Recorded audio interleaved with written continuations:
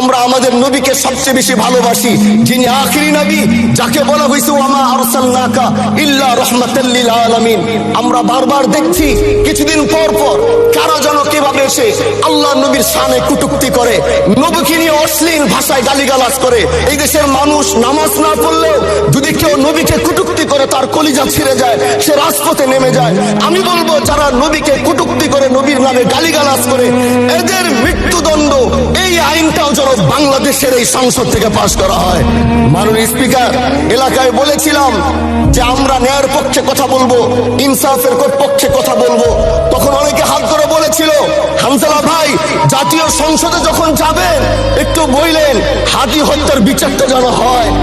ন্যায়ের পক্ষে কথা বলেছিল, ইনসাফের আওয়াজ দিয়েছিল।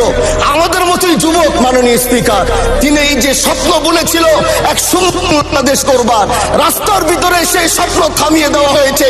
এই বিচার যদি না হয় তাহলে আমাদের মতো হামজালাদের নিরাপত্তাও রাস্তায় কেউ দিতে পারবে না মাননীয় স্পিকার। এই জন্য আপনার মাধ্যমে আমি বলতে চাই হাদি হত্যার বিচার যেন সুনিশ্চিত করা হয়।